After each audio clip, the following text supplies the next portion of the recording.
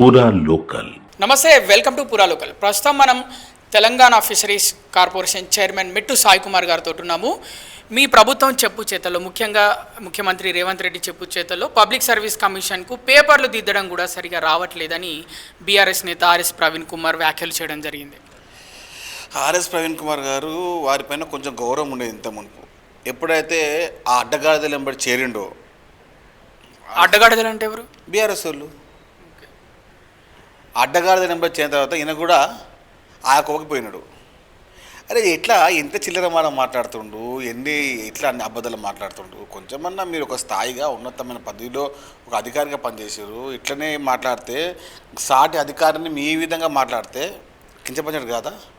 వ్యవస్థలో మీరు మారి ఉండొచ్చు, మీరు రాజీనామా చేసి ఉండొచ్చు, మీరు ఒక పార్టీలో జాయిన్ అయి ఉండొచ్చు, కానీ ఇంత పశ్చాత్తాపం మాట్లాడుతూ నోరిపిస్తే దగాకోరు మాటలు మాట్లాడుతూ ఉన్నాడు.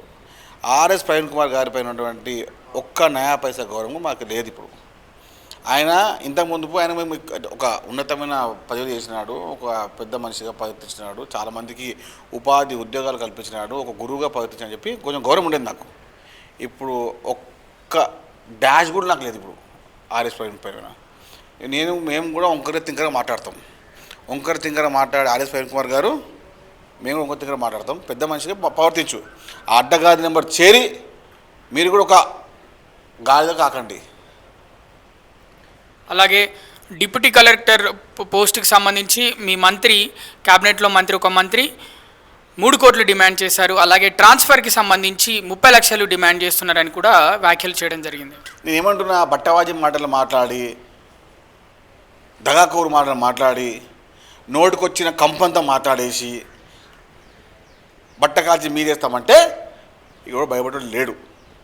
ఆర్ఎస్ ప్రవీణ్ కుమార్ గారు గతంలో మీరు కూడా ఒక ఐపీఎస్గా పనిచేశారు కదా, మీరు కూడా ఎంతమంది డబ్బు ఇచ్చినారు? అంటే బీఆర్ఎస్ పార్టీ ఉన్నప్పుడు వారు డబ్బు ఇచ్చి మీరు పనిచేసుకున్నారా? చెప్పండి. ఇది మీకే వర్తిస్తుంది. ముందు ఇట్లాంటి చిల్లర మాటలు మాట్లాడే ముందు ఒక స్థాయిగా మాట్లాడండి. అన్ని బేకార్ మాటలు మాట్లాడుతూ ఉన్నారు. ఒక అధికారిగా పనిచేసినావు, నువ్వు ఇచ్చినావు అప్పుడు అందరికీ డబ్బులు ఇట్లా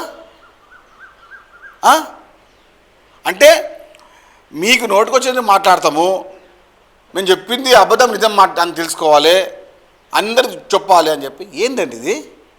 ఇంత ఘోరమా? ఇంత చిల్లర మాటలా? అన్ని ఏ బ్రాస్ మాటలు మాట్లాడుతున్నారు పొద్దున్నలోగానే. ఆర్ఎస్ ప్రవీణ్ కుమార్ గారికి ఒక వ్యవస్థ ద్వారా ఉన్నటువంటి గౌరవం నేటితో పోయింది. ఉన్నతమైన చదువుతున్నటువంటి ఆర్ఎస్ ప్రవీణ్ కుమార్ గారు ఒక అజ్ఞానిలాగా మాట్లాడుతున్నాడు. నువ్వు తొత్తు ఉండొచ్చు, నువ్వు గులాంగిరి చేయి, దొరవారికి గులాంగిరి చేయి, మేము ఏమనము, అది మీ దుకాణం, మీ వ్యవస్థ, మీ ఇల్లు చూసుకోండి. కానీ కాంగ్రెస్ పార్టీ మంత్రులపైన, కాంగ్రెస్ పార్టీ నాయకులపైన బట్టగాది మీదేస్తా అంటే ఊరుకునేది లేదు. ఇలాంటి ఏ బ్రాసి మాట మాట్లాడి, ఈ లత్కోర్ మాటలు మాట్లాడితే బాగుండదు. ఇచ్చిన గౌరవం పెట్టుకోండి, ఆ గౌరవం నిలుపుకోండి. మీరు అధికారిగా పనిచేసినప్పుడు మీరు ఎంతమంది డబ్బు ఇచ్చారో అది చెప్పండి. ఏదైనా చేసేటప్పుడు కొంచెం మరి మాట్లాడే ముందు ఒక స్థాయిగా పనిచేసినప్పుడు కొంచెం లేదా, ఇంతకైనా లేదా మీకు? ఏం మాట్లాడతారు అవి? పేపర్ సంబంధించిన వ్యవహారాల్లో, అన్ని వ్యవహారాల్లో కూడా స్పష్టంగా గతంలో ఉన్నకన్నా మెరుగైన వ్యవస్థ ఇప్పుడు కాంగ్రెస్ పార్టీ ప్రభుత్వంలో ఉంది. ఏదో పేపర్ విషయంలో మాట్లాడుతూ ఉన్నారు. కొంచెం తెలుసుకొని మాట్లాడండి. మీకేమన్నా సమాచారం కావాలనుకుంటే నా నంబర్కి ఫోన్ చేయండి, మీకు సమాచారం ఇస్తాను. ఆర్ఎస్ ప్రవీణ్ కుమార్ గారు, మీరు ఒక చదువుకున్న ఒక విజ్ఞానవేత్తగా మాట్లాడలేదు, రోడ్డు మీద సడప్ చాప్ లాగా మాట్లాడుతున్నారు. ఆ సడప్ చాప్ సంబంధించి పని చేయకండి. ఒక వ్యక్తిగతంగా మీ మీద ఒక వ్యవస్థకు మంచి గౌరవం ఉండే, నేటితో అది మురుక్కాల్లో పడిపోయింది.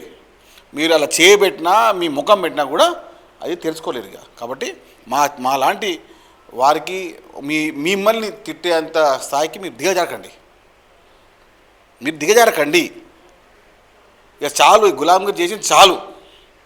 ఆ గులాంగిరికి సంబంధించినటువంటి శాలరీ తీసుకుని ఎంపీ టికెట్ తీసుకొని ఇంకా మళ్ళీ అదే గులాంగిరికి పోతే అది మీ కర్మ.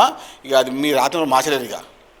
కాబట్టి ఆర్ఎస్ ప్రవీణ్ కుమార్ గారు నేటితో మీకు ఇచ్చేయాల్సిన గౌరవం ఒక విజ్ఞానవంతునిగా, ఒక విద్యార్థి నాయకునిగా మీకు గౌరవిస్తుండే. ఇప్పుడు ఇచ్చేదే లేదు. ఆర్ఎస్ ప్రవీణ్ కుమార్ని కూడా మేము ఆ కంచెర గాడిదలాగా చూస్తాం. ఫార్ములా ఈ కార్ రేసు ఒక లుట్టపీస్ కేసు మళ్ళీ తెరపైకి తెచ్చారు, ఈ ప్రభుత్వం తెరపైకి తీసుకువచ్చింది అని కూడా బీఆర్ఎస్ శ్రేణులు చెప్తున్న పరిస్థితి.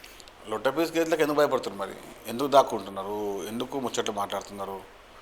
లొట్టపీస్ కేసు కదా, బాధ్యతగా దొంగ దొరికినవు.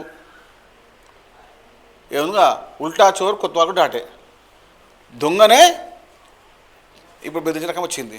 లొట్టపీస్ కేసో సూట్ కేసు ఏ కేసు నీకెందుకు? నువ్వు లోపలైతే పోవడం ఖాయం పక్క. వ్యవహారం చేసే బదులు, వ్యవహారం చూసే బదులు, వ్యవహారం మాట్లాడే బదులు చూసి మాట్లాడితే వ్యవహారం చాలా చాలా బాగుంటుంది. ఏదో అడ్డగోలుగా మాట్లాడేసి నేను భయపడను భయపడతా అన్నాడు. ఆర్ఎస్ ప్రవీణ్ కుమార్ అదేవిధంగా కేటీఆర్ గారు మీ ఇద్దరు ఒక అజ్ఞానిగా మాట్లాడండి, కానీ మీ వ్యవహారంలో మీరు చేసిన తప్పుని ఎంత దాచినా దాగదు, నిప్పు దాగదు, మీరు చేసిన మోసం దాగదు. మీరు బాధ్యతగా ప్రజల సొమ్మును కాజేసి మీరు ఏం చేయాలి అనుకున్న వ్యవహారంలో 60 కోట్ల బాండ్ ఏ విధంగా మీ పార్టీ ఆ వ్యవహారంలోకి వచ్చిందో అది చెప్పాల్సింది మీరే. మేమే చెప్తాము. 15,000 కోట్లకు ఏ విధంగా వెళ్ళిపోయింది బీఆర్ఎస్ పార్టీ వాళ్ళ అకౌంటబుల్, ఏ విధంగా వాళ్ళు నవ్వు జమ అయింది. ఇలాంటి చిల్లర పనులు చేసే కదా కేటీఆర్ లాంటి చిల్లరగాడు దొరకడు మనకు. కేటీఆర్ లాంటి చిల్లరగాడు మనకు దొరకడు. ఆ ఏ బ్రాసి ముఖం వేసుకొని ఈయన, ఆ తుపాసు ముఖం వేసుకొని ఆయన పొద్దులోగానే వీళ్ళ ముఖాలు చూసి మా కళ్ళన్నీ కాయలు కాస్తా ఉన్నాయి. ఇలాంటి చిల్లర వ్యవహారాలు చూసుకుంటా. కాబట్టి మీరు కూడా వాళ్ళ దగ్గర పోయి మైకులు మూతలో పెట్టకండి. పొద్దున్నలోగానే అడ్డమైన ముఖాలు చూసి మా కళ్ళంతా కాయలు కాస్తా ఉన్నాయి. పొద్దున్నలోగానే ఏ బ్రాసి ముఖాలే పనులు దోమరు, పాసు పనులు వేసుకొని చిల్లరగానుల వ్యవహారం అంతా రాత్రి ముఖమే పొద్దున్నలో ఉంటుంది ఎదవలకు. ఇదే కదా పొద్దున్న 6 గంటలకు వరకు మీరు ముఖాలు అవి.